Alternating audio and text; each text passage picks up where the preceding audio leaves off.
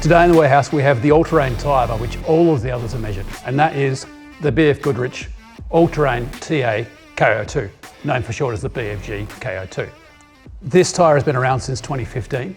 I have heard some rumours that there might be a new one coming soon, so BFG, let us know when that's coming. If you look at the tyre review website, it has significantly more reviews than any other tyre on the website. So this one has all the reviews, some good feedback, some negative feedback, so make sure you check out the review on the website. But when they released it, BFG said that this was 20% tougher in terms of the sidewalls than the original KO. Interestingly, they said it actually lasts twice as long on gravel roads than the original KO as well. So they've obviously put a fair bit of research into that. They're saying as well that it lasts about 15% longer on road as well, on the bitumen roads, so better tread life all round. In terms of size range, this comes in a 215/75 R15 as the smallest, all the way through to a 35 by 12.5 by R20 for the biggest. And that weight range is between 14.5 kilos and 32.9 kilos. So quite a wide weight range. But when you look at the 265/65/17, which is one of the more popular sizes in Australia, that weight is about 22.07 kilos. In terms of tread depth, they have roughly 11.9 mil for across the range. So there's no variance between sizes or whatever, it's all 11.9 mil tread depth to start off with across the face of the tyre. So let's take a bit more of a detailed look at the tread itself. So we'll start off on the sidewall.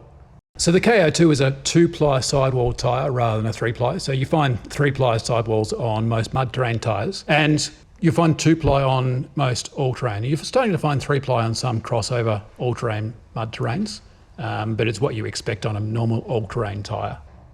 The BFG KO2 is actually a more square tyre than the previous one, and probably in comparison to a lot of other all-terrains on the market as well. So they say that they've beefed out the shoulders, and it's pretty obvious when you look at it.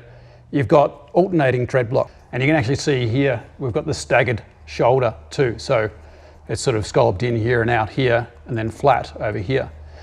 That alternating pattern is actually going to give you more traction when you're trying to climb out of holes in the in the mud or whatever, but also give you more protection against rocks and sticks and that sort of stuff sticking into this sidewall. So the whole lot is actually pretty deep in terms of coverage, and that's something that they said that they increased when they released the KO2.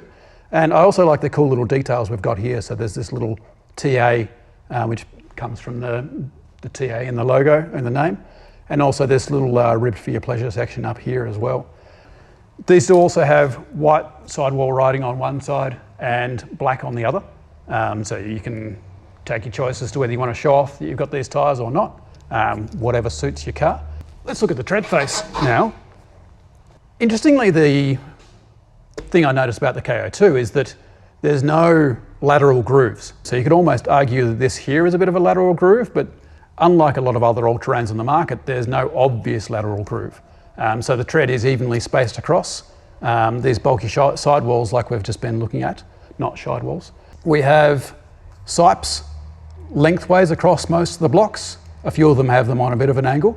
In terms of smaller sipes, there's a bunch of these crosswise sipes through the tread pattern, which will help it lock together on the road, but also conform around rocks and that sort of thing off-road. And then we've got these stone ejectors here in the shoulders as well, so they'll help eject any rock or pebbles or muck or whatever that gets stuck in these slightly wider shoulder grooves that the tyre has. We also have these little triangles that function as wear indicators as well. So if you're wearing the tyre down to those triangles, if the triangles are starting to wear, it's time to change your tyre. So nice little feature.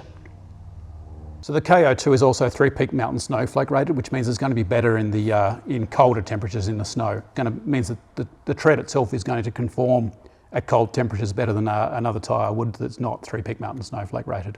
So that's the BFG KO2. If you've used them, make sure you leave a review on the website. If you're on YouTube, give us a like and a subscribe. That really helps the channel. Otherwise, we'll see you next time.